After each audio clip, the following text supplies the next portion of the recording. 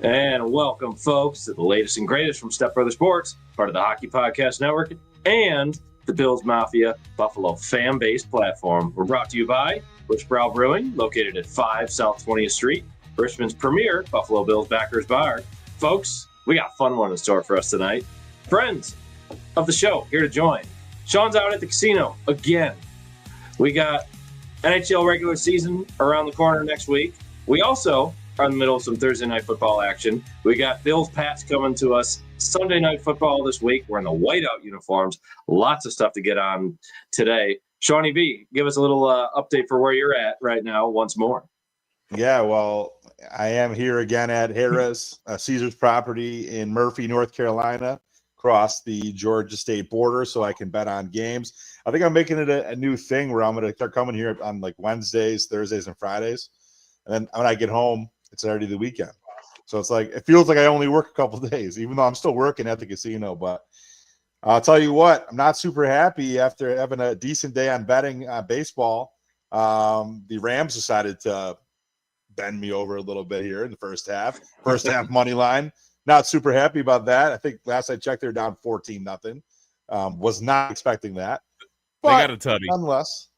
There you go. Good. On the board. I don't think I don't see them.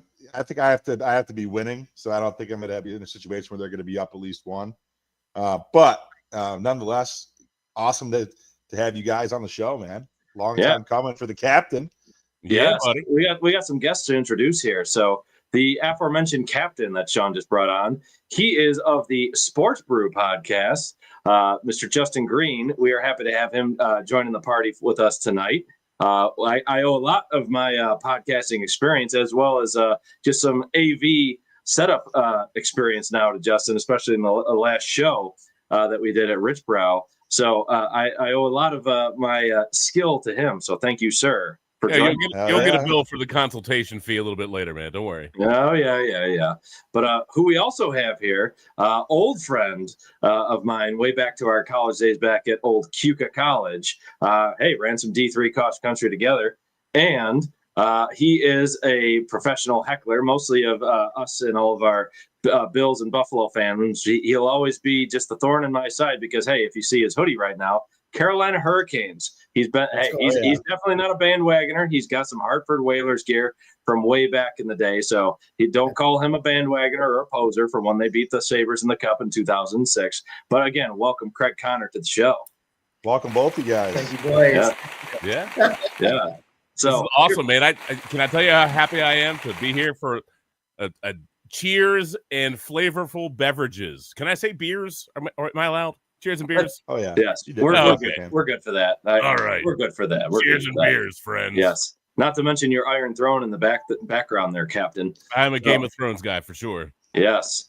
Anyway, what we like to do for any of our guests as we are introducing them for the first time, we always like to do a little bit of sports origin. So I'll start with you, El Capitan. So starting us off, obviously, we've gotten to know each other through work these last few years.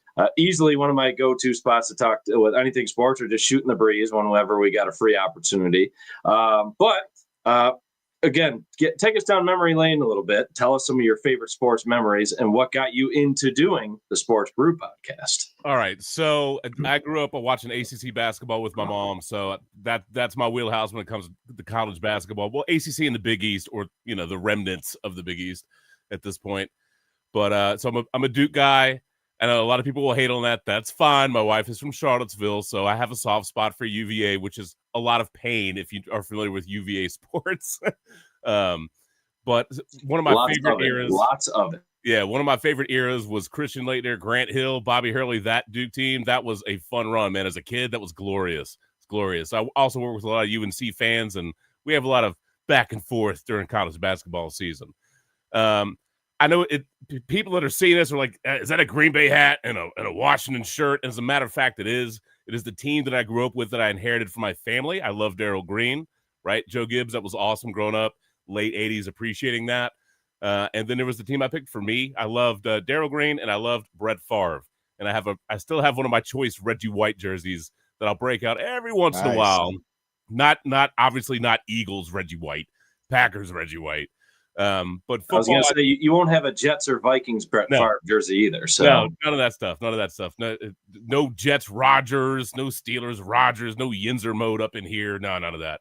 But really, I just enjoy sports. What's funny to me at this point is I think back as a kid how much I worried about the laundry, if you will, and the jerseys. And while I appreciated that era of talking smack, talking junk, and all that kind of nonsense, particularly with Cowboys fans and Bears fans, of which I don't know how I know so many Bears fans that have relocated to Virginia, but I do. And I love their fan misery. It makes me very happy. But I just at this point in my life, I love a competitive games, great stories, and a great season. I'm an NFL guy and a college basketball dude. And as far as the podcast and recording, I did a little bit of radio work. I did some voiceover work. I had a lot of fun, did a lot of street team, did a lot of promotions, didn't get a lot of on-air time. Thought I was going to work in radio. My life went a different direction. And so we did the podcast for fun. We've done it since 2011. I've had a lot of great memories with it. And it's just, to me, it's a fantastic way to bond with friends, stay in touch, shoot the breeze, enjoy some beverages. And if we can't get together at a sports bar, we can get together for the sports brew. You know what I'm saying?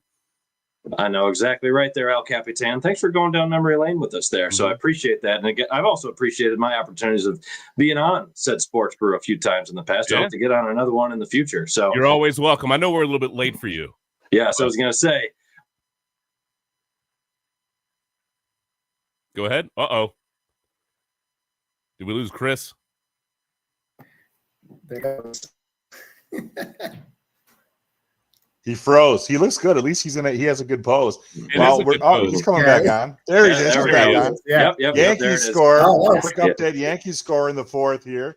They got bases loaded with 1 out, and it's now 2-0 Yankees over the Red Sox in the fourth inning. There we go for some playoff baseball updates there. And now, let's see. Now his face is frozen too. Let's see if we can get him back. There we go. There he's back there. So now with my old friend Craig. So again, take us down memory lane yourself. Tell us about all of your very, I'll say wacky sports fandoms, because again, being from Western New York, it's not exactly a lot of very familiar teams that you'd be following there. So feel free to fill us in and even just give us a little background on how we got to know each other too. Yeah. So first of all, thank you, Chris and Step Brothers Sports here for having me on. Plenty of smack talking has been said over the years and always recently. So yes. I like a bunch of random teams, man. Obviously a big Hurricanes fan, huge Caniac, shout out Trip Tracy and the crew down there in Raleigh. But yeah, I'm a Kansas City Royals fan. I'm a Oakland Raiders fan, Las Vegas Raiders now, that still. You left out long suffering. Yeah, I have had so much long suffering. I know what it feels like, baby. So, and I'm a Duke Blue Devils basketball fan, not a big college football fan, but, I'll watch the games that they're on. So whatever, but, give me baseball, NFL, NHL all day long. My old man, growing up in Rochester, it's Buffalo Bills country. It's New York Yankees country, 5-8-5, baby. Shout out. And my dad doesn't like any of those teams. And the only team my dad and I like together is the Carolina Hurricanes, So I caught the tail end of the whale.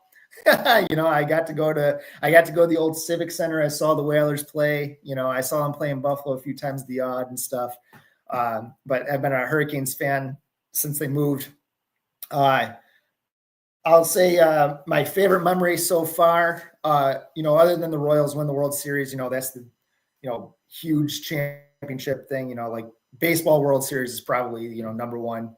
Canes, win the cup in 2007 was awesome. But my favorite sports memory is in the 18-19 NHL year, the Canes made the playoffs for the first time in 10 years. And I bought nosebleed seats with me and my dad, and we went down there, and the Canes beat the shit out of the Craps, 5-0. And we were sitting in the nosebleed, and that was game 3. And then they ended up coming back, win that whole series. It was just absolutely awesome. So, yeah, that's it. Thank you for not saying that you guys beat us to get to the cup to beat Edmonton. I appreciate that. That was insinuated. also have another friend of the show, another member of the Sports Brew here, Mr. Matthew Whitfield. Welcome. Glad to have you aboard. Oh, who let this guy in? Hey, watch your mouth, son. Anyway, we got a little bit of feeling better. Oh, there you go. You sound a little raspy there, man. But I'm still. yeah, but Kraig, again, a little bit more background on us. So again, we've exchanged some jabs as the last few years have gone on. Most notably, again, with that 06, that 2006 season, with Game 7 kind of going down to the wire there. Hey, if the Sabres actually had some defensemen ready for that series, or at least in Game 7, they all weren't gone to injury, they may have actually had a chance and probably boat raced Edmonton just like Carolina did. So, yeah. You know, your boy Kevin Adams is doing the Lord's work, you know. Oh God, yeah. That's an extra dagger right in the back, right there, knowing that not only Kevin Adams, the current general manager of the Sabre, did that, but now he just is continuing to torpedo the team every waking moment of his life, despite being a Buffalo native. So yeah, so a lot of big full circle moments for him there. Yeah. So, but anyway, yeah. Kraig, thanks for going down memory lane for us there. But again, also, folks, Matthew Whitfield, also the Sports Brew, welcome. As you can see, he's also decked out in his Packers green. So, gentlemen, we can do a little bit of around the NFL, but I'd love to get some of your guys' thoughts getting into a couple key games of the week right here. Good. So, for Sunday Night Football, we got Bills Pats. Obviously, with us being Bills-centric here on the Bills Mafia platform, Buffalo fan base, got to go into seeing what Drake May and the rest of that New England Patriots crew is going to come and give the Bills at Highmark Stadium this Sunday. So, Sean, I'll let you kind of lead the way here. Obviously, we've seen Stephon Diggs have a little bit of comments, and not necessarily a negative way. He said he remembers the time fondly overall with his time in Buffalo and how he has many great memories, often, and even you can even say some of the better moments of his career there. But any other noteworthy things that you think are in play for the Bills this week as the Patriots come to this last time to this version of Highmark Stadium? I'll let you have the floor. Well, yes, I'm going to be playing it up. I'm going to the game. I'm going to be traveling into Buffalo early Sunday. I'm going to at least tailgate. Going to probably try to go into the game, or maybe at least go to one of the old stomping ground spots, either O'Neill's or maybe Prohibition at the corner. And I got about 15 people traveling in from Boston and or Providence with Boston Mike. So a lot of Patriots fans are coming in, and it should be interesting. It's a division game, obviously. They always play us tough, and I've been outspoken. I think that they've been a little underwhelming. I expected more, I think, from not only Drake May and the offense, but also just from the team in general. With Vrabel coming in, a guy who generally will elevate the level of play on whatever team he's been coaching. He tends to get the best out of his players, and you're always going to get a team that plays hard and is physical. They just really haven't been – I guess as formidable, at least to this point. Granted, it's only 4 weeks into the season, but what we've seen with the Jets and the Dolphins, teams that are really just bottom of the barrel, type of teams. Obviously, Aaron Glenn isn't in a position to be, potentially on the hot seat for his, losing his job. But obviously, Mike McDaniel is, and to watch those two teams play the other night was very painful on the eyes. But I think it's going to be a close game. Obviously, Diggs is coming back with a chip on his shoulder. I think the Bills do get the win, especially because they are at home. But would like to see a little bit more of a complete effort, and I think we might need that. If you saw last week, the Patriots put up a hell of a lot of points. Their offense did look good. So I think it's going to take better than the effort that the Bills put forward against the Dolphins and then followed up by the Saints game this past week. They're going to need at least their B-level game. We've only really seen their C-level game, which has been enough to beat these crappier teams that we've gone up against that might be in the running for number one pick overall. But more is going to be needed. I like to see them step up on both sides of the ball. And we'll see with the injury report with Ed Oliver, Matt Milano, some of these guys that have been held out are starting to get back to practice. So we'll kind of see how that plays out. But, yeah, I think the Bills ultimately do win. But I think it's going to be a close game, maybe a one-score game even. Yeah, awesome. Capitan, any outsider thoughts from what you see? You also picked this at work as one of the games of the week for everybody to vote on. So. I did. Well, first of all, happy anniversary. Thank you. Appreciate that. Yeah. Man, I'm super intrigued by this game, and I don't have the same, emotional investment as y'all have with with Buffalo. But I've said to Chris, been a lot of conversations, I love Josh Allen, man. I love watching that dude play. I love his attitude, his energy, his moxie, his toughness. Like, if you know what I mean? Like, this is a real statement. If I was a kid growing up, like I had no attachment to a team, I would be like, dang, Josh Allen is the dude. I love that guy. Love that guy. He's like one of the rare people that if I was going to buy a jersey, like I would totally buy a Josh Allen jersey. Absolutely. I've said that before. I'm going to say this. One of the reasons I picked that game, right? And I like Buffalo, and they should win. They're at home. I get all that. But their defense worries me. And I'm going to say the same thing tonight that I said earlier when we were talking about this, buddy. And that's the Bills got to stop playing with their food. Okay? They got to.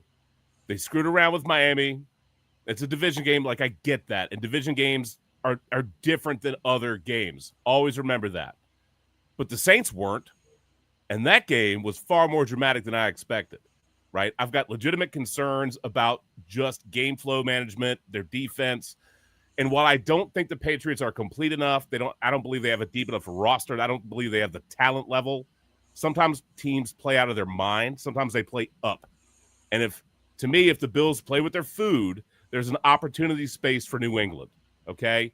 But that's going to require Drake May to be on point. That's a guy that I'm intrigued by. He's had a strong start to the season. Okay? I know some people will call him Josh Allen light. I'm not going there. I've seen people say that. That's probably a little bit of an overreach at this point in his career. But I expect a feisty, competitive game. And if Buffalo screws around, there's going to be an opportunity space for that to be tight late. And I would say Buffalo's going to have to claw that victory. Okay? Best case scenario, they handle business. Dildos are flying on the field. Maybe they pop Stephon Diggs or something with a dildo for good measure. I'd love that. But don't play with your food, man. At this time for them. Don't play with your food, man. Go up there, handle business, stay on point offensively, stick it to them, and go. So, love that. Thank you for that outsider's perspective. So, Craig, as a Raiders faithful, even though it's been a little bit challenging for a long period of time, you were lucky enough to have week one go your way as the Raiders' only win is against the Patriots at this point in time. So tell us again from some of your thoughts on what you think the Patriots can do on the field, because again, Geno Smith looked pretty solid that game. Granted, it was week one. Week one could be a mirage, but kind of take us back to what you think could be the things to beat the Patriots with. Yeah, honestly, I watched that game, and it was week one. Like teams are getting their rust out. They're two really bad teams, the Raiders and the Patriots, right? Like, do you guys really think Drake May is the guy? Like, you think that's the guy that can beat Josh Allen and take over the AFC East? Get out of here! Like, Drake May lost the Raiders, lost to Geno Smith, geriatric Geno Smith, 7 interceptions, so far the season. Like, the Raiders don't have an offensive line, and the Raiders don't have an offensive line. Ashton Genty, their first round pick, just like has been nothing, except last game, against the Bears.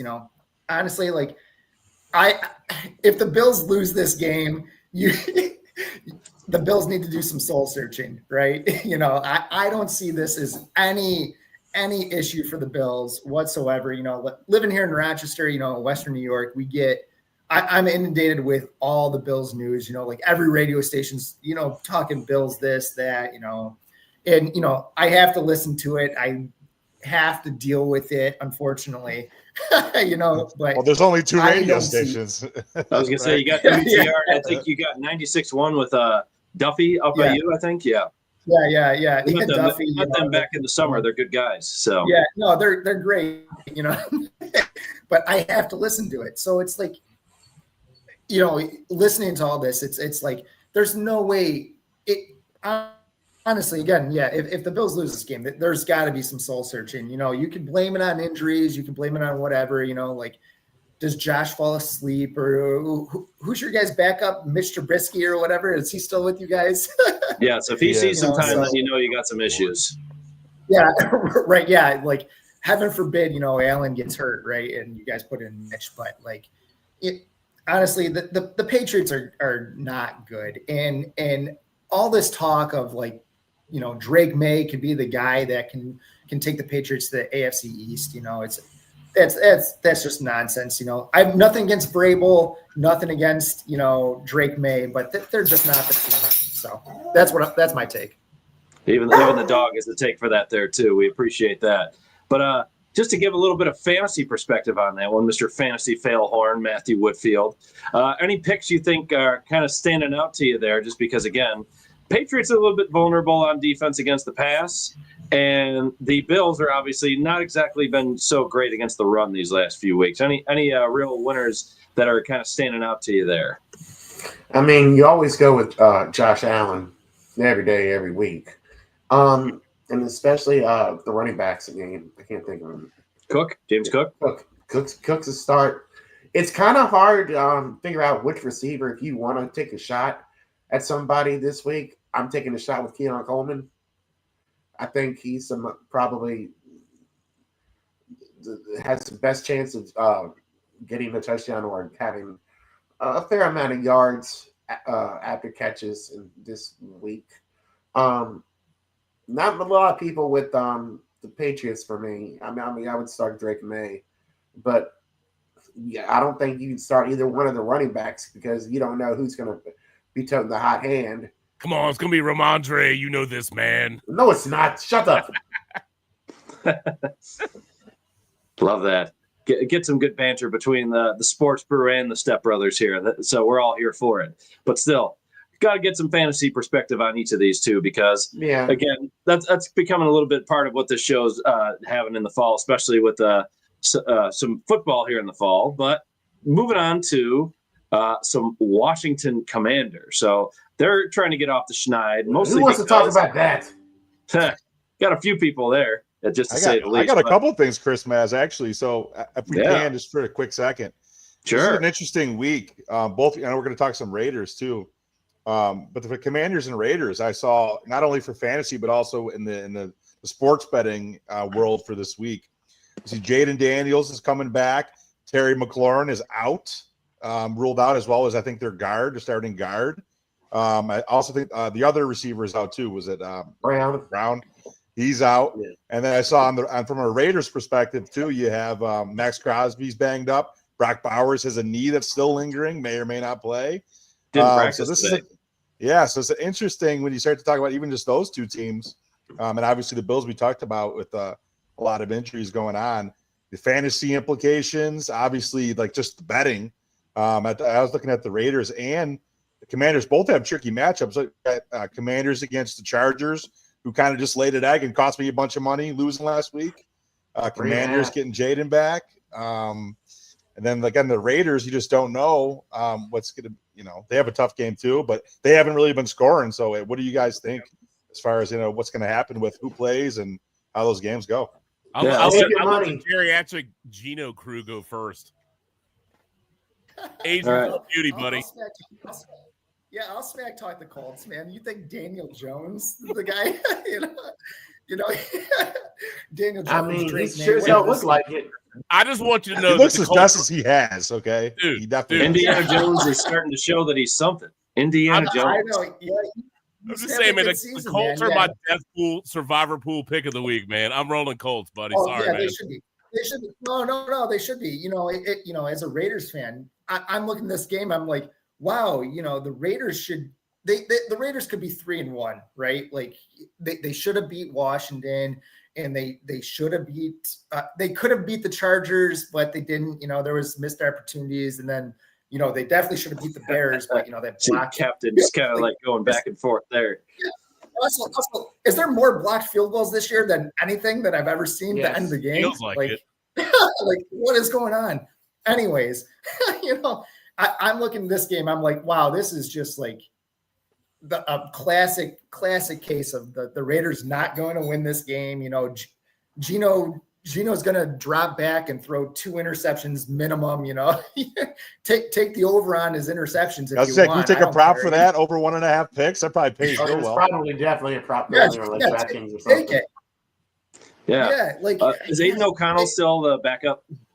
Yes. Yeah, he's the backup. I have nothing wrong with AOC. Like he was serviceable last year for whatever was that was worth, last year we got rid of, Devontae Adams, the only receiver that's worth anything.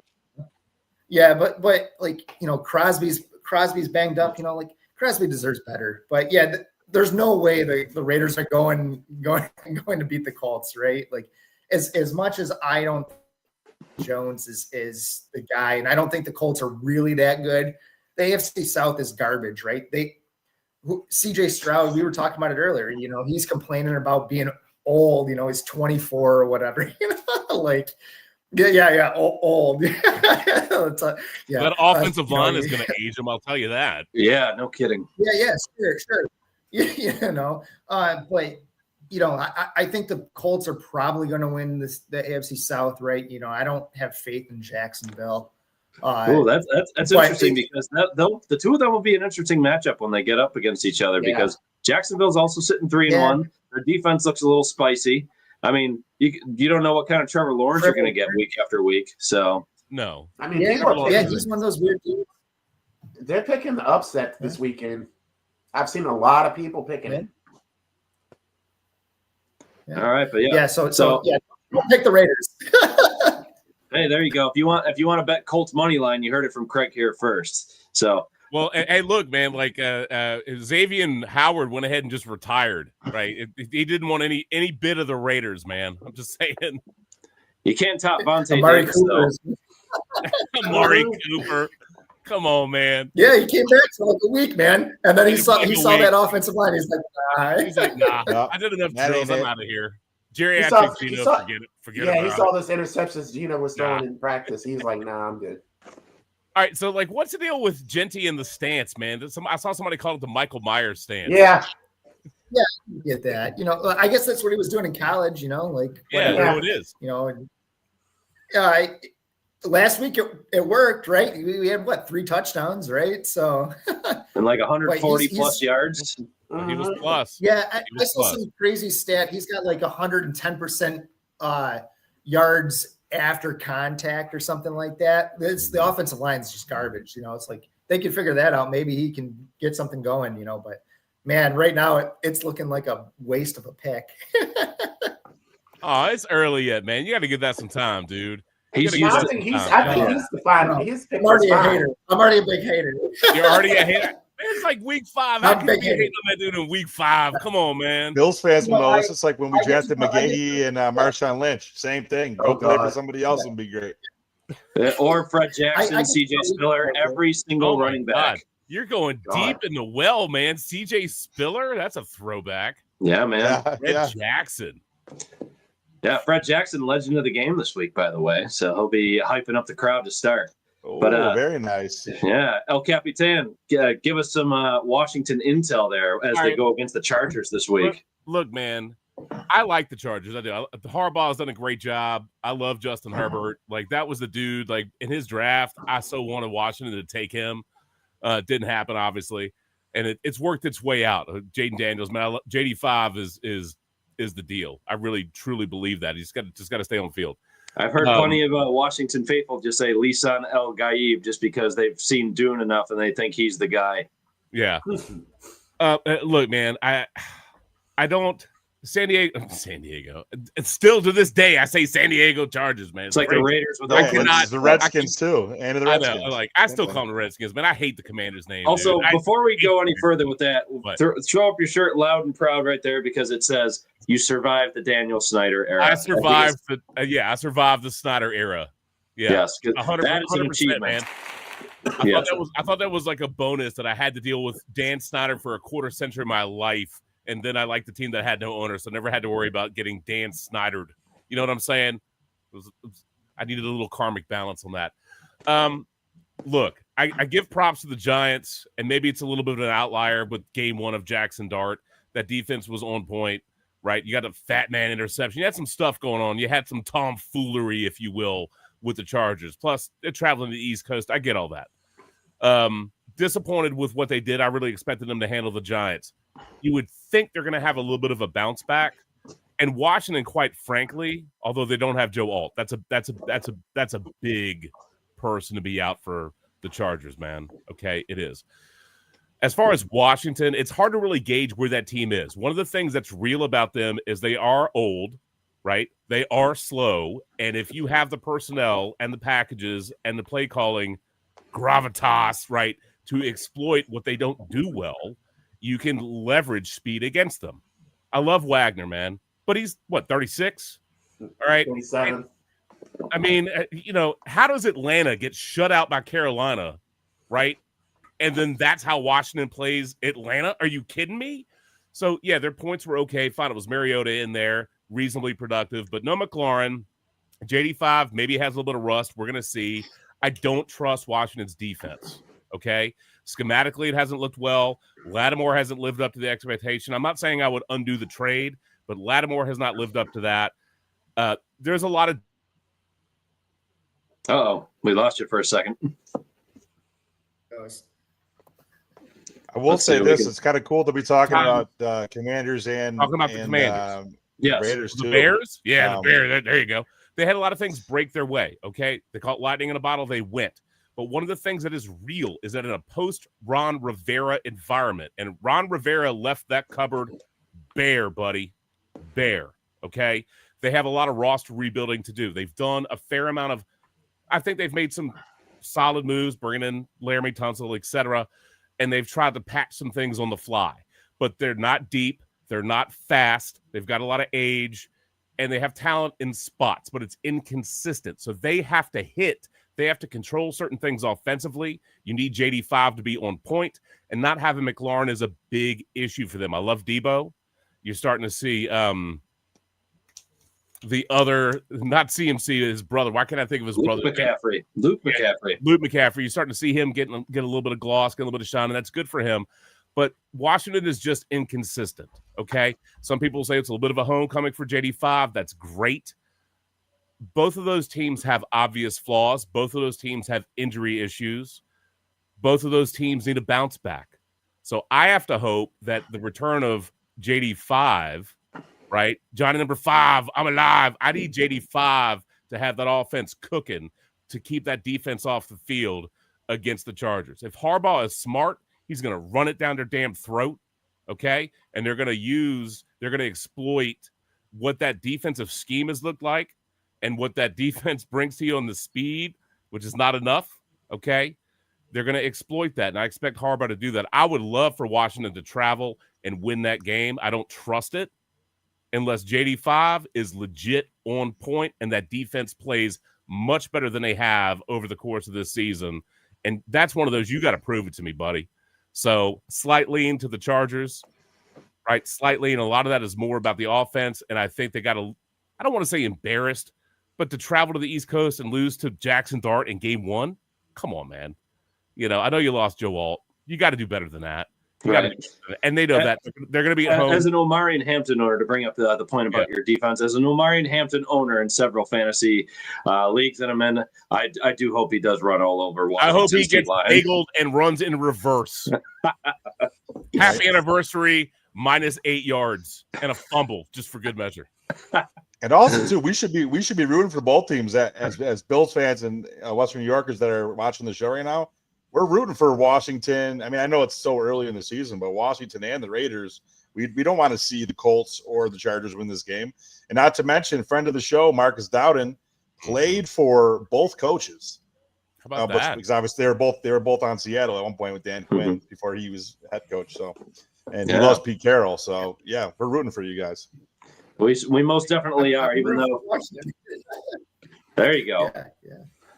I was going to say a divisional rival there for you. But anyway, let's do a little bit of a Packers recap here, because I want Capitan and Mr. Failhorn here to kind of tag team after Sunday night's little tie debacle. I know I didn't exactly get a chance to listen to what you guys all said on Sports Brew for that, but feel free to dive down that rabbit hole and what your thoughts are, as they are now 2-1-1 with the Lions now having a game in hand on them. And one side question before you guys get into it, I'd like to ask about the Packers specifically. Were my fantasy defense that I drafted in a 12-man league, and they laid an egg and got me 0 points, and I had to cut them now. So, that's how are they been? Dude? I had to stream them, man. I'm streaming now. Moving forward, they got me 0 last week. I lost because of that, but what are you gonna Yes, do? our Texas fam down in Dallas, yes, indeed was a tie. Something you don't see often. No. But anyway, talk about that game was gross. That game was gross, man. That game was gross. Like Understatement. look, it was like 13-0. I'm feeling good. Like I paused the game, went upstairs to kiss my wife goodnight, and I was like, I don't know. This game's going to be a great watch. Green Bay's rolling, not a big deal. I come back down, unpause it, and there's that dang blocked extra point, and I'm like, what kind of shenanigans are going on, dude? And then it just set the stage for the rest of the game. Matt LaFleur, look, that was a game that for all the criticisms that Matt LaFleur gets, that game was, here you go. Here's a case study of why people complain about Matt LaFleur. Here's a case study of play calling that didn't seem to capture the essence of the moment. Here's a game with play calling at the end. So what are you trying to do? Are you playing for a tie? Are you scared of Aubrey? What are you doing?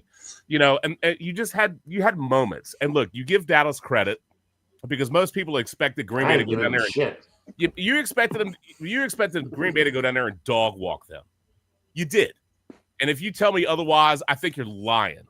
Oh, yeah. Right? Everybody wanted to see Jerry Jones just squirm all night. Yeah. Look, I tried not to go, I tried not to bag on the refs a ton. I thought the officiating was a little bit in that particular game for a couple of reasons. It hurt both teams. It helped both teams. It hurt both teams. So it's not all about that.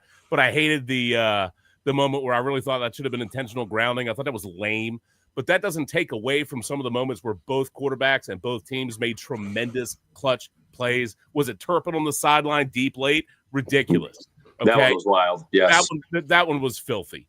So it bothers me. Green Bay kind of lucked out. Let's be honest about it. Green Bay got lucky at the very end with that poor clock management and game flow management with that ball bouncing down instead of bouncing in the air. They could have just run out of time, not even have a crack at the field goal to tie it up.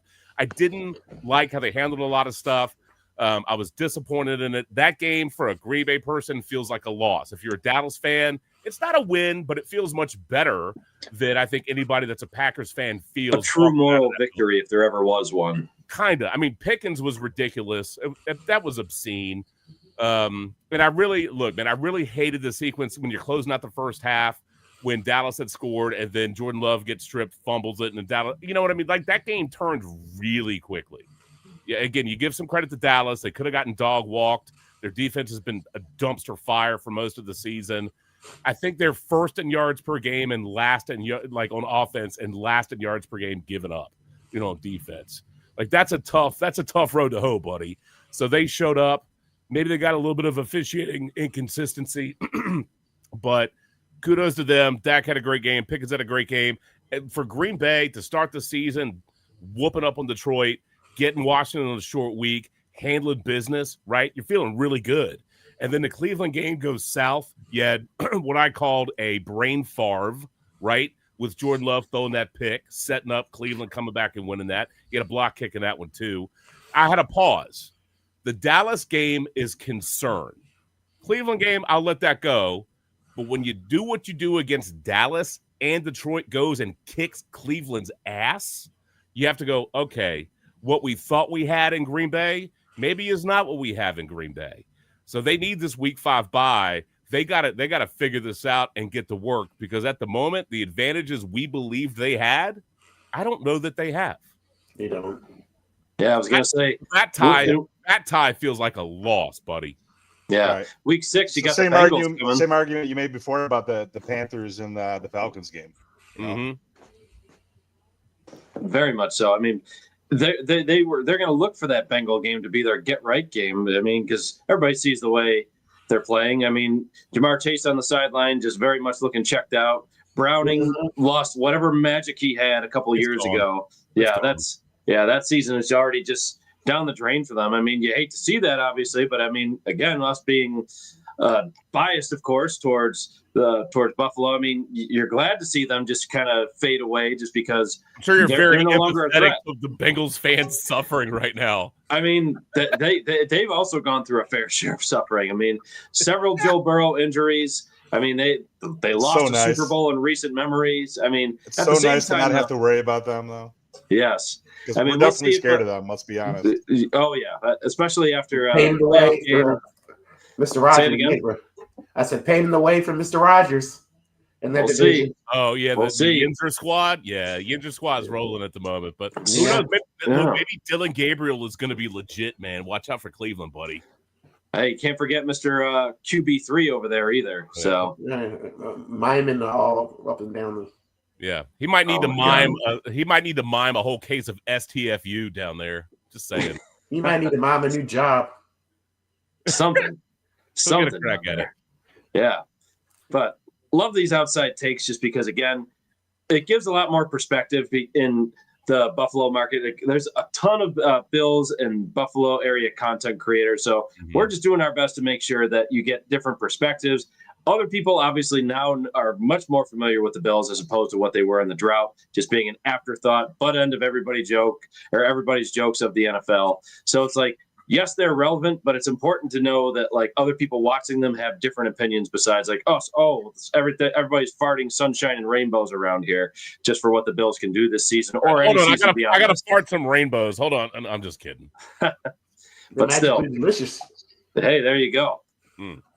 Watch out what's in those Lucky Charms. But anyway, we appreciate the outsiders' perspectives on this just because you don't hear enough of it, and ultimately it's nice to just kind of delve and see what other teams are into at the moment as well. Like whether it is a team like the Raiders, it is like an up and coming team like Washington, Packers just being now it's looking to be a perennial contender. So you're just seeing, again, perspective is welcome here.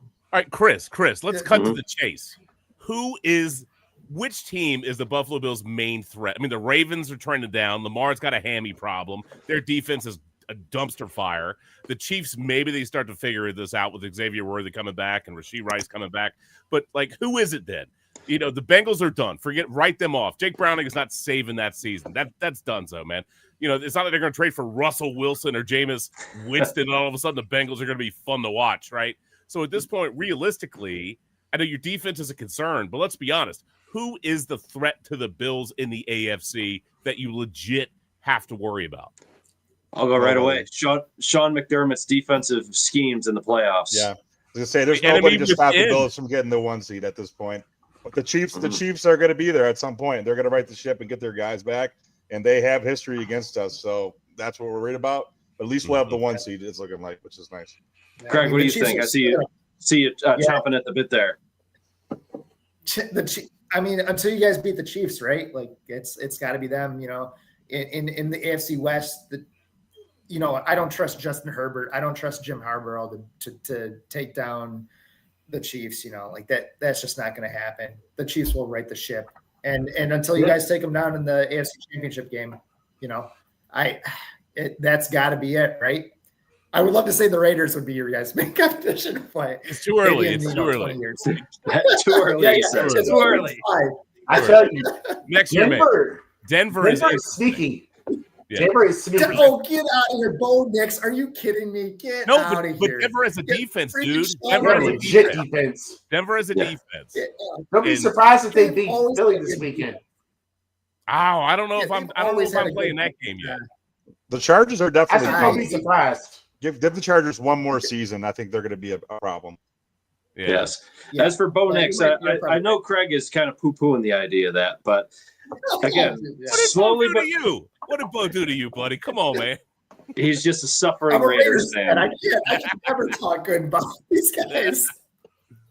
So we appreciate the hate that you want to lay on them, but still, slowly the Bo Nix, I think, will continue to like ascend because, or are there some positives you can see out of obviously what they did last year? They made it to the wild card game, only to get stomped by the Bills, of course. But like that's the first time they've been to the playoffs since Manning took them to the Super Bowl years ago. So obviously, like again, taking your fandom aside of that, Craig, I mean, the defense of Denver, they can be pretty fearsome, especially Patrick Surtain, reigning defensive player of the year. So yeah. You could argue that they have a chance to maybe make some noise later down the line, but I could see them being a wild card team at best. I don't know if they'll win that division. No. Yeah. They're not going to win the division. The Chiefs will win the division, probably, So So we'll see. That sounds like a very scarred Raiders fan, man. You are throwing some love up on Kansas City. Come on, man. I mean, No, it's like as a Royals fan, I get all this crap, you know. Take some of that Broncos hate throw on the Chiefs, baby. Come on, man.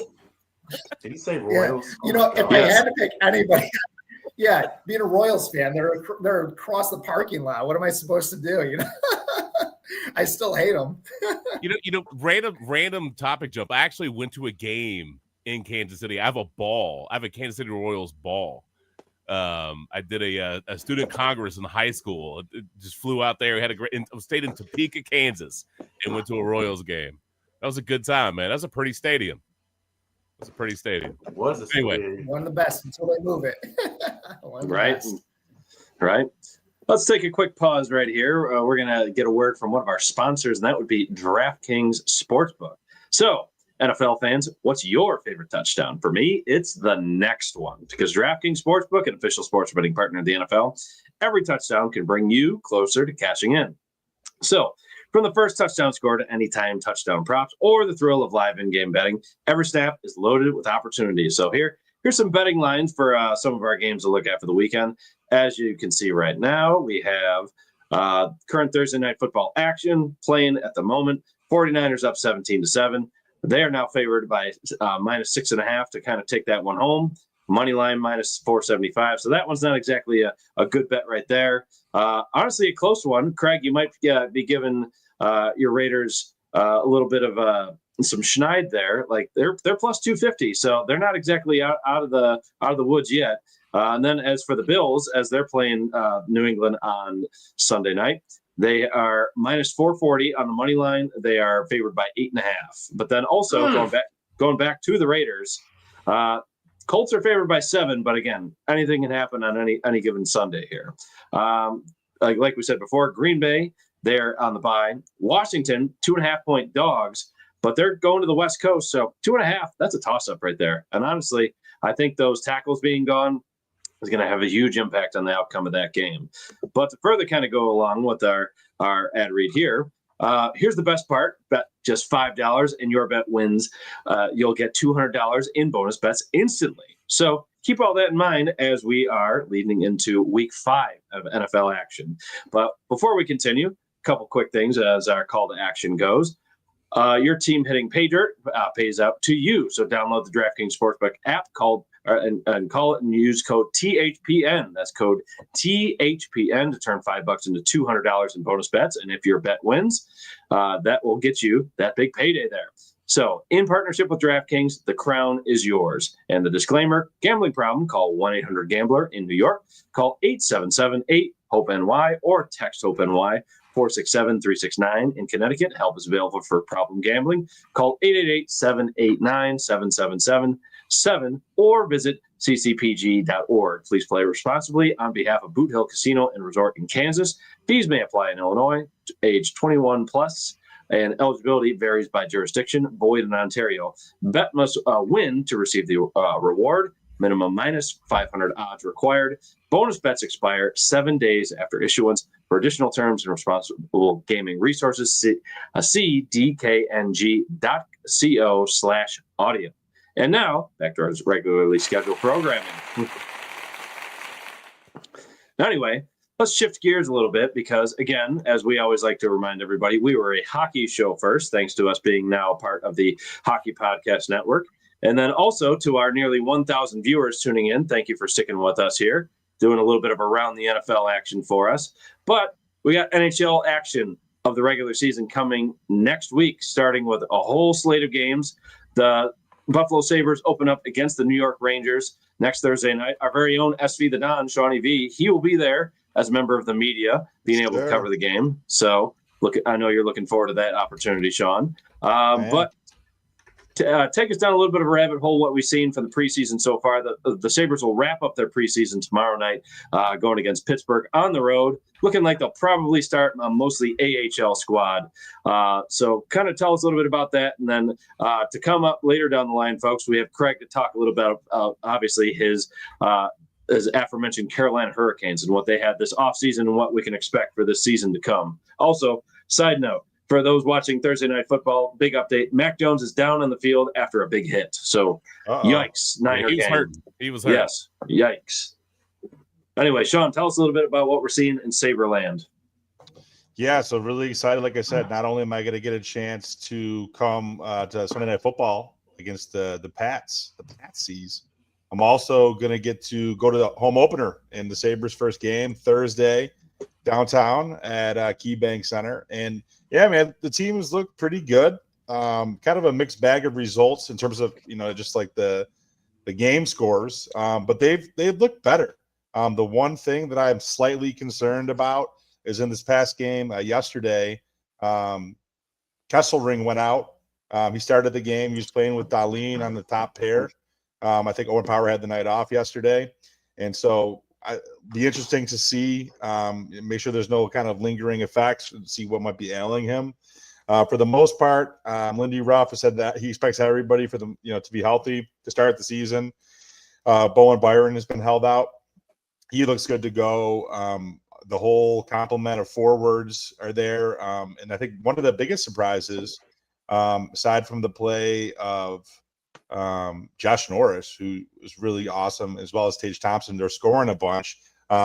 Josh Norris looks really good. He looks like he's fully cleared and healthy. He's really scooting around the ice.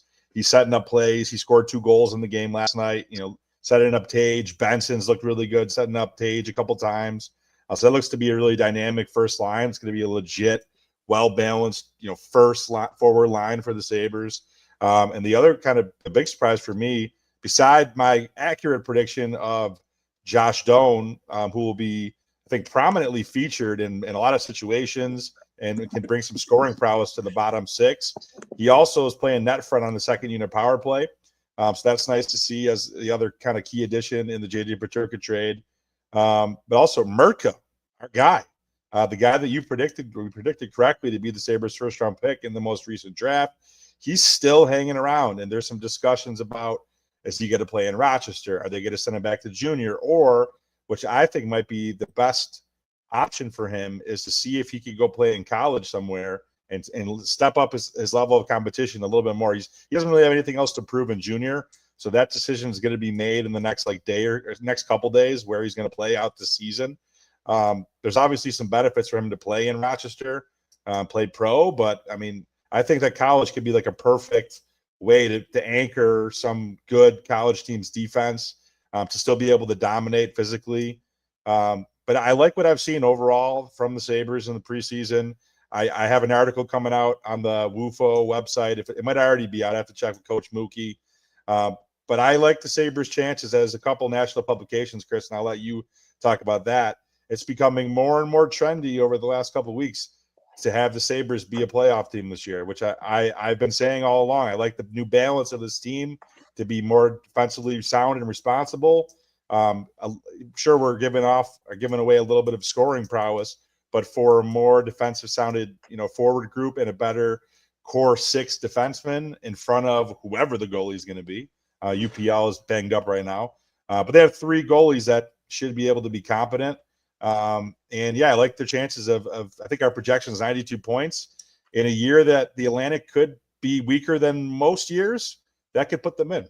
So I'm excited. So yeah, I mean, what Florida sustaining a lot of these injuries this past offseason. Obviously, Sasha Barkov going down with the torn ACL is huge for the Panthers to kind of sustain and deal with. I mean, Matthew Tkachuk obviously also still on his recovery timeline. I think he's not going to come back until well into January or February this year. So that's going to be quite a bit of time before he returns back. So the Panthers themselves might look vulnerable, despite still having a lot of good star power on the team remaining. I mean, you got Sam Bennett, you got Brad Marchand, you got Sam Reinhart. Like, there's still going to be a wagon to deal with just because, again, the Stanley Cup champions for a reason, and they're able to sustain that because of all their depth. You look at other teams around the Atlantic, you have the Tampa Bay Lightning. They're continuing to get older. I mean, but at the same time, like, they're still not going away yet. The Leafs, their loss of Mitch Marner, I think, is going to be much bigger than people anticipate, and I think they'll start to see a decline.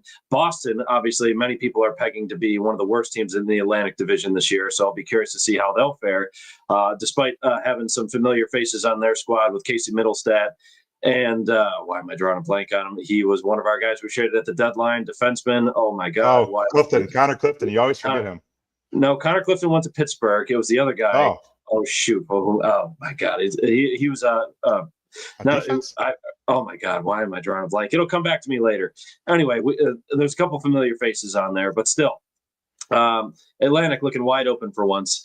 And obviously the Eastern Conference as a whole might look different as well, because obviously, Justin, you're not super big into dabbling into hockey, but the Capitals, I know, have just at least piqued your interest these last few years. No, don't put the caps on me, friend.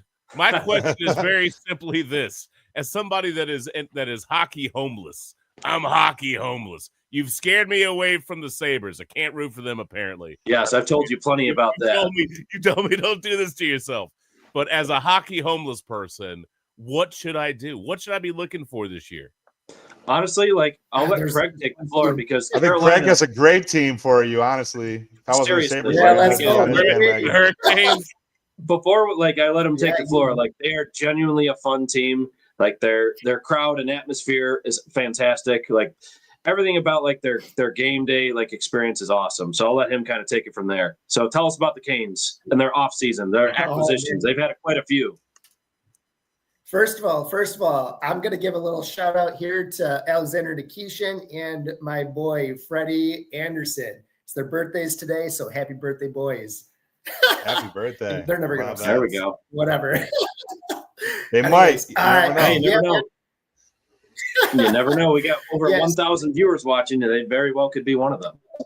Yeah, I hope Freddie Anderson's watching this. That'd be awesome.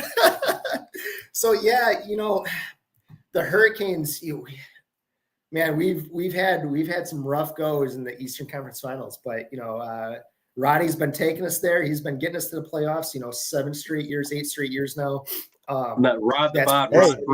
He's got a son now. A little mental edge. Yeah, so we did send him down to Chicago for the AHL. So he didn't make the squad yet, but he'll get called up, I'm sure, for service minutes and stuff, Can't have nepotism. That's okay. Oh yeah, no, it's great. Skylar's been pretty great. I like the pickup. I understand it. A little nepotism, sure, fine, whatever. The thing that I'm not super happy with, Bradley Nadeau did not make the team. They sent him down to Chicago. We just don't have room for him right now. It won't be long, right? Bradley Nadeau, this preseason has been lighting it up. He's got that shot. He would just pair so well on the wing, with Svechnikov or with Aho, whoever you want to put him with, it'd be awesome. So can't forget some of your biggest additions. You have Nikolai Ehlers coming in from Winnipeg, and you also can't forget the Keandre Miller trade from the New York Rangers. So yeah. Yeah, I can't believe nobody suggested. Go ahead. No. Who you want to suggest? Yeah. I was going to say, I can't believe nobody suggested, as we were talking about the Sabres, should I be a Leafs guy or a Bruins guy this season? No. I'm just messing with you. This would be the wrong year for that. Yeah, honestly. If you were a Leafs fan, it's like the NHL equivalent of being a Dallas Cowboys fan. Seriously, you don't want that. No. I just wanted to talk to your rivals. That's all. I guess if you're a nomad, if you don't have a team, I'll be biased. The Canes are super fun. They're super young. I think the Stanley Cup window is opening. If you would have asked me last year, I thought the Stanley Cup window was almost shutting. And then with the acquisitions this year with Ehlers and with Keandre Miller, re-signing Freddie for another year, Piotr, our backup goalie, he's looking really good. You got Caden Primo also in net for you. Logan Stankoven. Talk about that, Greg, if you can too. Mm-hmm. The goofiest trade in a long time with that whole scenario that happened last year with them. With flipping and then flipping them at the deadline and get Stankoven. He's young. Two trades. First. Talk about that. Yeah. So I was, I'm a big Marty Necas fan. Also, Colorado was in the same situation they found themselves in last year. Marty Necas is in his last year in his contract. Colorado could be losing Marty Necas this year too. So this is going to be pretty interesting for Colorado. Are they going to pony up for him? He's pairing well with McKinnon up there. It's great. That style, his style play is great. I was pretty bummed to lose Natchez, but and Jack Jury, your guy's boy, Jury, it was awesome for the Canes. Serviceable player. Then we got Rantanen for that 1 week, and I was like, holy crap, we're gonna win. I can't believe he didn't want to resign with you guys. I was like Tulski, back up that Brinks truck, baby. And he's a very shrewd GM. He would have done it too. Well, he did. That's the problem. And I think rumors have had it. I've read everything on there. Like Rantanen's girlfriend wanted to go to a big city, blah, blah, blah. So Dallas is it. Dallas is that sexy city. Dallas is another team, man. You're no bad. Dallas ain't bad. Jake Ottinger is pretty great. Jamie Bean is great down there. Who's that other kid down there? Robertson. Yeah. Can't forget Robinson. He's great. Yeah. Dallas is one of those other teams I would, if I was a Nomad, I'd probably be looking at them too. Yeah, and if you like the Dallas Stars of hockey, again, for also my Texas family listening too, I had a soft spot for them as well, despite losing to them. Brett Hall? Are you a big Brett Hall guy? Splitting the crease. I mean, again, for my Dallas family, I enjoy watching the Stars do well. They're a fun team to also watch. They're, again, great game day presentation. And you also, again, will not get that same type of vibe if you like the Dallas Stars, you won't get the Cowboys vibe of anything in there. So feel free to also enjoy them. Give Joey Cat a shout out. Yeah, Joey Catalano, one of our very first guests on here, does some of the game day presentation on what is it? I think Victory Plus. Valley now Victory Plus. Yeah, now it's Valley. Yes, yeah, now with Valley Sports. So again, between Dallas and Carolina, Justin, if you're looking to be a hockey nomad, both are excellent choices. One in the East, one in the West. Well, like I said, man, with sports, I just give me good storylines, give me compelling matchups, and I love that part of it. Let me ask you this. And the three of y'all are going to know way more than I do about this stuff, so I'd love to hear your take. Not only is this a question about what teams you think are going to be good, but I would ask, what is going to be the story of the season? Or, you know what I'm saying? What would be the most compelling? What is really going to grab people with the NHL this year? Mitch Marner, easy one. I guess. Yeah, Mitch. That's easily my first one. Well, the other story is the Canadian boys. That had the court case. As McLeod and Carter Hart, are those guys getting signed? Yes. There's teams kicking the can on him right now. I saw maybe Vegas. That'd be a good place for him to go. Justin, if you weren't very familiar with this, so Hockey Canada, a lot of their junior programs, they were going through a huge court case because several players accused of sexual assault. They're ultimately acquitted, but there's a lot of overwhelming evidence saying otherwise. Mm-hmm. So a lot of these guys, unfortunately, got off scot-free, and a lot of them are also again, like Sean was saying, getting the tires kicked out of them to be signed as free agents before the season gets getting rolling here. One of the bigger names being Carter Hart. He's a goaltender. But that's a big storyline for sure, just to see how those players come out. Speaking of similar type of storyline, Joel Quenneville being the coach in Anaheim. So a few years back, there was also in the heyday of the Chicago Blackhawks. Yeah, right. A lot of booze there, as it should be, at least. All right, so I'm rooting for the Blackhawks. That's what you're telling me. The Blackhawks are bad. They're an abyss of just sucking. Connor Bedard. He's good.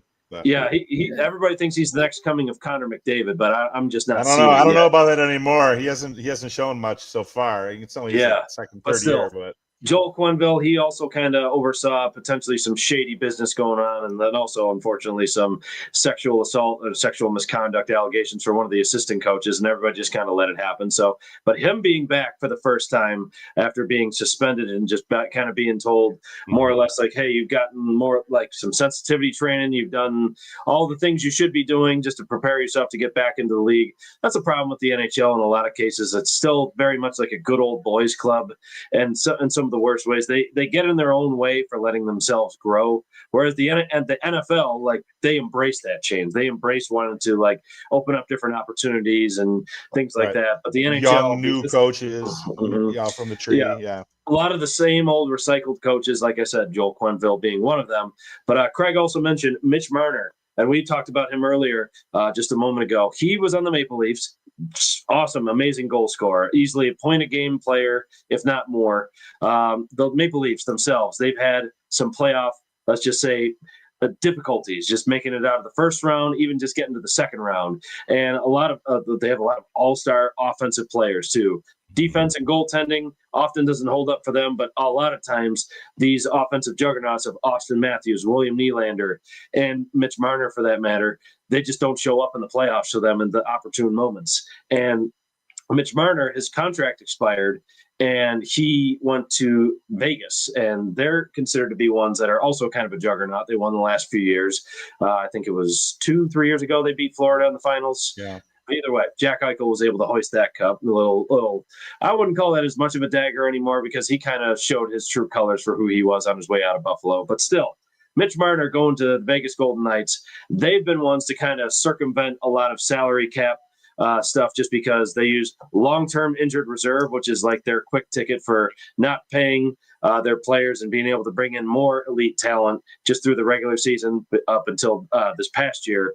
But the NHL finally clamped down, and that little salary cap trick is no more for this year, which I think is one of the best things they could have done.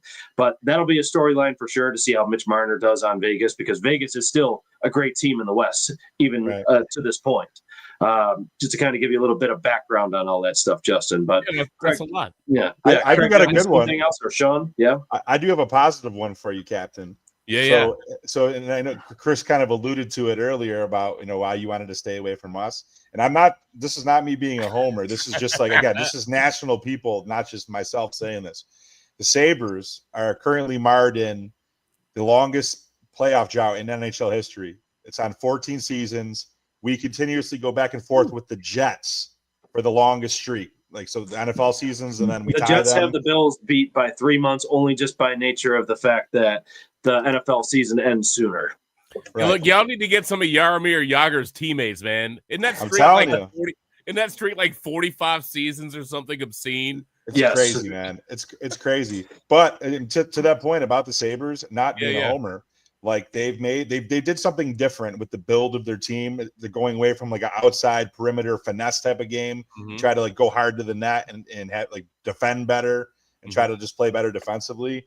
And it, not for nothing, like a lot of markets, like Buffalo is known to be one of the best hockey markets in the NHL, which like Craig obviously can attest to too. From obviously seeing like the Carolinas up there too, but just from like even like the TV ratings, even when we're not in it, Buffalo hockey ratings are always at the top or in like the top 3. Even for the Stanley Cup, they haven't seen playoff hockey over a decade. So they're still one of the top markets. Honestly, so is Richmond too, by the way. Yeah, for all the Richmond viewers, still top 10. Richmond? Yes, Richmond is top 10. So random.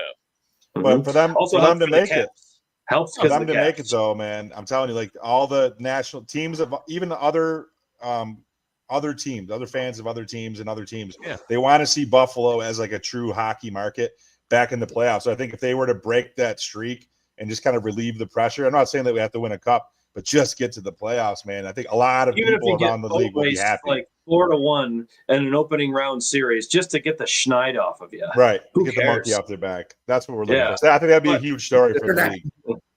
All right. So let's reframe this. I know I asked you about NHL stories. What's the story of the Sabres this year? They missed the playoffs by 1 point. Oh, yeah. That might be very on brand, though. That might be very on brand. Craig might not be entirely wrong. But, excuse me. But at the same time, Sean was saying, of course, like they retooled the team a lot defensively. They sent out one of their better goal scorers, JJ Peterka, to the Utah Mammoth. Yes, they no longer the Utah Hockey Club, the Utah Mammoth. Also a slick looking jersey for that. I'll give them props. They're nice. They're real nice. Yeah, but still, in return, they got Michael Kesselring, an up and coming like big defenseman, to pair with one of their other defensemen, Owen Power. They also got son of Shane Doan, notable player for former captain, glue guy, locker room glue guy. And also his son Josh Doan now plays for the Sabres, but it has kind of similar vibes. Played for one of the national teams this past summer with Tage Thompson and Michael Kesselring, and they won the World Cup of Hockey together while the NHL playoffs were still going on. So hockey's weird like that. They have a lot of things going on at once. They also traded for some more depth defensemen like Connor Timmins. They got rid of some of their lesser performing ones. For some legit proven NHL talent. Yes. We need, you know. But I do believe for the Sabres, they will live and die by their goaltending. Ukko-Pekka Luukkonen, their starting goalie, who they signed, I think, a little bit too soon for some pretty decent money. He had one very good season, which was the closest they got to the playoffs. Cashed out. They cashed him out. And they've had just kind of a revolving door of older veterans and just inconsistent play. I mean, you could argue the defense was to blame there, but they're going to live and die by their goaltending this year. If they're going to be able to make or break it to the playoffs this year. Craig, any additional thoughts? Because again, you're in the Buffalo market, you know. Yeah. The Amherst have been playing really well the past couple of years, right? Right. When he says the Amherst, the Rochester Americans, they're the farm team for the Buffalo Sabres, just to give you context. Yeah. And I go to several Rochester Amherst games a year because it's something cheap to do, on the weeknights. It's pretty fun. But the Amherst have been playing really well, so it's like, why isn't this translating? But then you look at the talent level from AHL to NHL. It's like, oh, okay, huge gap. I think the Sabres, the Sabres problem, goaltending is fine. It's just the defense. Can the defense help them out? And that goes the same. Is Freddie Anderson the best goalie out there? No. But Jacob Slavin's the best defender in the entire league. and you guys play a hell of a system in front of them too, by the way. Oh, to further kind of back up Craig's point for liking Carolina, Carolina plays a very lethal form of defense. They are hard to play against, hard to score on. A lot of toe checks, back checks and stuff. Man, you don't need the world's best goalie, right? You need a good defense, and I don't see the Sabres doing that much better on defense, right? You can have great goalies, Ukko is great, he's fine, he's serviceable, he's better than I'd say 15, 20 of the goalies, right? In the league. But that defense, man, I would be nervous if I was a Sabres fan. Well, I wouldn't be nervous. I would just be just be better than last year, right? That's all anybody wants is just be better than last year. But still. Yeah. I mean, that's a fair point also. Again, you see a lot of the prospects go through Rochester, but you also, in that same regard, see Devin Levi, an up-and-coming goaltender for the Sabres and their club. There's a lot of hope lying on his shoulders, too. I mean, what are your thoughts just seeing him live several times? That's pretty interesting. He's played really well in Rochester, and it's been pretty fun to watch him.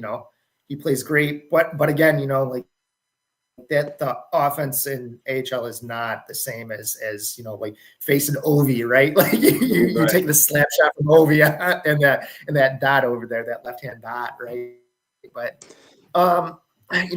Levi could make some moves, he could be very serviceable backup to Ukko, and we'll see. But again, if you guys can get a shutdown defenseman, I think that would kind of change the tone. That's supposed to be Kesselring that they can now put with Power and have two really solid. I like Powers. He's first of all the Powers. What a great Owen Powers, great hockey name. Yes, fantastic hockey. Number 1 overall pick. That's a great name, man. Oh yeah, fantastic hockey name. He's still what second year, right? Fourth year. Yeah. He's still only 22. He started when he was 19. And he was still. And at the end of his last collegiate season, he came to the Sabres and burned a year on his entry level deal. He's about where Dahlin was when Dahlin started to become Dahlin. He's right around there. So I wouldn't be surprised to see him take off, especially with a legitimate partner to play with this year. I could see him having a really nice season. Play a bit more free. It'll be interesting, but honestly, I know you guys are you might be a little homer. That's fine. How could we not be? So I'm big homer for the Canes. That's why we made a podcast. So yeah, exactly. It's all good. Man, in the Atlantic though, I think the Sabres will be better than what some people are expecting. You guys are right. Boston's just going to be garbage this year. they decide to get rid of everybody. Yeah, you know what? Let's get rid of one of our fan favorites, our captain, or like, yeah, Marshawn, you can go win a cup. That's fine. Whatever. See you later. Yeah, we won enough. We had our run. Yeah. We'll send you the one-day Tampa's contract to retire. It's fine. Yeah. Pittsburgh. They're in the Metro, so they're in the Metro. Oh, yeah, that's right. Yeah. Sorry. Yeah. Man, it's just like our division just doesn't look to me like. I think you talk about some of the teams, like Tampa's still going to be there. I think they're going to probably finish one in our division, but like Ottawa, I think Ottawa and the Sabres are close to the same. Ottawa, Detroit, Montreal, and Buffalo. Those four. None of those teams. They're always lumped together. They're all lumped together just for being so close. So I'm saying there's no reason the Sabres can't be fourth or third. Yeah, whoever comes out better record, you win 3 or 4 of those games against Detroit. Right. We went 0-4 against Montreal last year, and that crushed us. Mm-hmm. And Montreal is just not good, other than that one year in the COVID year when they went to the Cup. So yeah. So Justin, that's a lot of hockey info for you there. So any major takeaways for you for who to follow this coming year? I just have to process, but I've decided that I can sort of root through you, and I'll read your mood on any given morning when we have a sports conversation to know how things are going in hockey land. Well, you'll be able to read my mood about 82 times for the next 6 or so months. So you'll keep me occupied. By the way, do you have some second half like parlay acts? You got some second half bets? The Mac Jones is back. It looked like maybe he just had to adjust that knee brace. 20-14. Yeah, it's getting interesting, getting tight, and then obviously Yankees still up 4-0. So I know. So yeah, get that little heartbeat going. I there thought we were going to get a Kali Ma. I had the heartbeat going. Where was Indiana Jones, dude? Right? Yeah, man. I don't think. Listen, guys only got so many sound effects on the board here. Sorry. I'll work on it for next time. I was going to say, you'll learn a thing or two from the captain. He's got a hell of a soundboard. I know, I'm sure. Yeah. To kind of transition a bit just away from sports, we always like to do this next one. The Grind My Gears, Give Them Their Flowers segment, brought to you by Larger Than Life Blooms, one of our original sponsors there. But anyway, gentlemen, for Grind My Gears or Give Them Their Flowers, you could lay some hate, tell us one thing you absolutely despise and loathe and cannot stand these days. Or if there's something you really enjoy and appreciate these days or something you're really thankful for, feel free to give them their flowers. Thanks to Larger Than Life Blooms, of course. But still, I'd love to hear from you guys. Do you have anything that's truly grinding your gears? You take it away, Captain. Let me process that for a minute. You know what? I'll grind my gears. Yeah, I'll go. Pete Carroll and the freaking Las Vegas Raiders, man. And Geno Smith. Mark Davis brings in Pete Carroll. Love Pete Carroll. Great coach, winning record, all this, man. And I bought in like a sucker, like I do every year. And this guy brings back Geno Smith, through 4 games, he's thrown 7 interceptions, man. I think you sent me the meme where it's just like he's number 7, and it's just instead of his name, it's just interceptions. Yeah. Grind my gears, dude. You know what? Bring back Derek Carr. I don't care. Bring him out of retirement. Grind my gears. That's some desperation right there if you're trying to get him back. Man, you know what really grinds my gears are overreactions in week 5. Yeah. That's what really grinds my gears, dude. I don't think this is an overreaction. You'll see after Geno throws 2 more. Look. Let's be honest, though. How much were you really expecting in that division? I think at this point you need to get a baseline, right? And Pete Carroll will give you a baseline, and then it's build forward. I'm not saying I love geriatric Geno. I'm not saying Pete Carroll's up there, buddy. He's up there, man. Yeah. He's waited long enough. He's getting mandatory Social Security and 401k distributions, man. Like, you know what I'm saying? He looks good for his age. He is old. You're right about that. Yeah. But he's up there. Lord knows how much Wrigley stock that guy has for the amount of gum he chews. That being said, I think that look, Max Crosby is a baller. I think this is about respectability, baseline. Geno is not your long-term answer. You know that. Yeah. You know that. But that's an attitude play that's getting a baseline and going. I quite honestly, from if I was looking at it from a Raiders perspective, I think y'all are trying to still to this point, y'all are still trying to recover from what happened with Gruden and how that was forced upon y'all, and you're not quite there yet. Give Pete Carroll more than a year, though. No, Okay. I agree with that. Yeah, I agree with that. I'm just frustrated. Like you had a chance to bring in a quarterback, and even like who are you going to get though? Who are you going to get?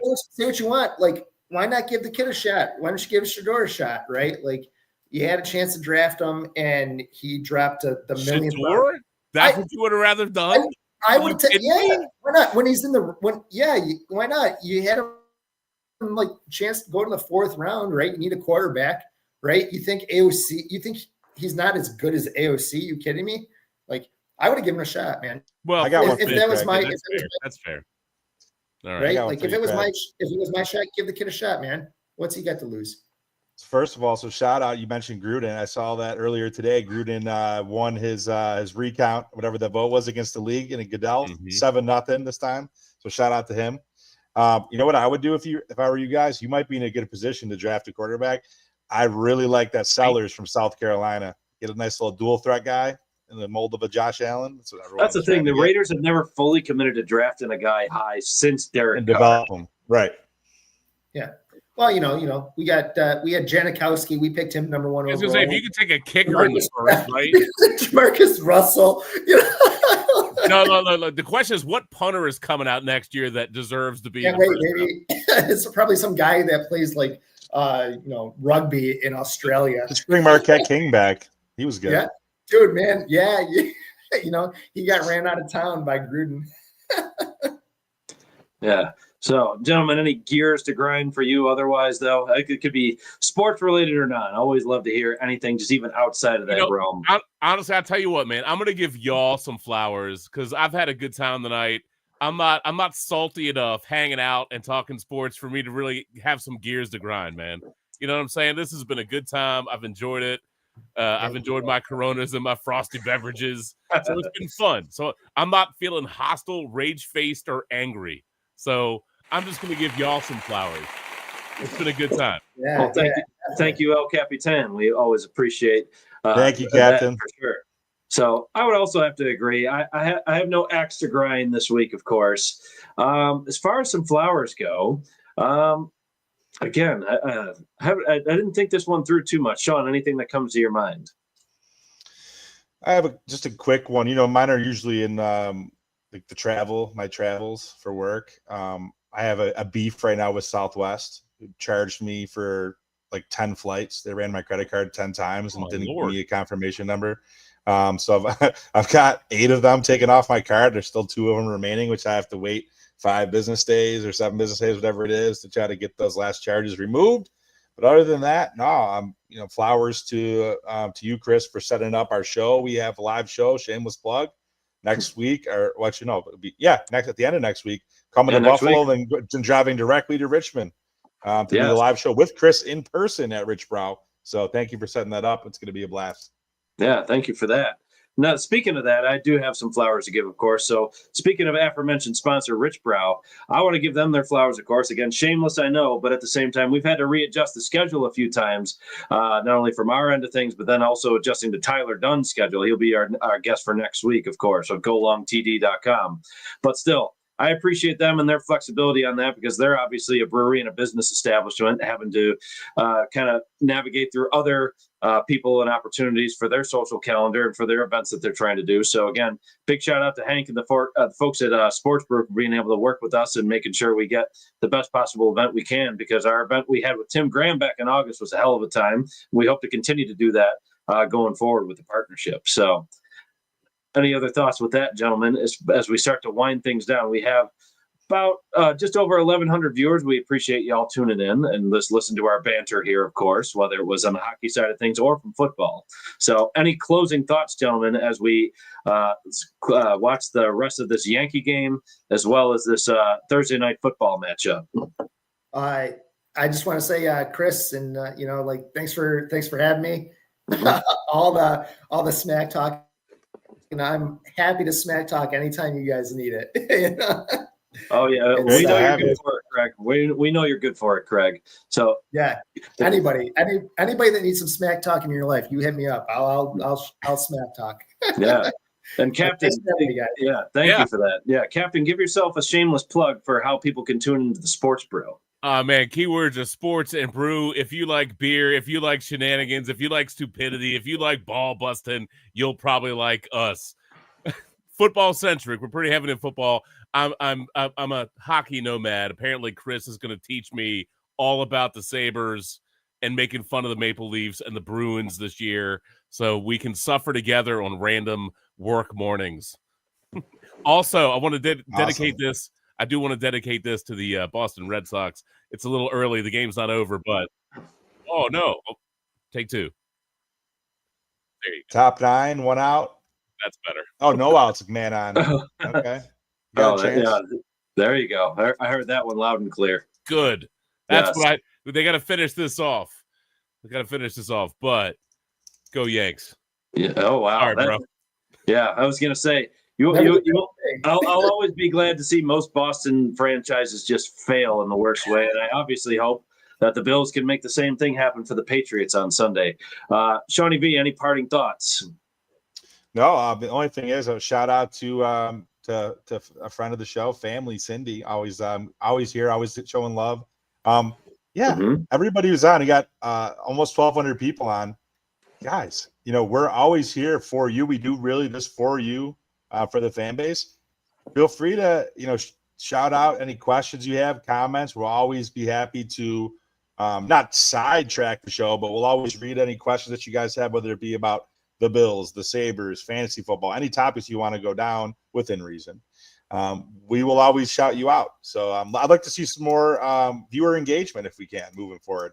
We love you guys. Do it for you. We'd love to hear from you. I know sometimes on post-game stuff, we've got a lot of good feedback on stuff. I think the most we got was after that game, a week 1 game against Baltimore. We had a ton of viewers and a lot of feedback on that too. So we appreciate that. So anytime you guys want to chime in, we're always happy to hear your thoughts as well.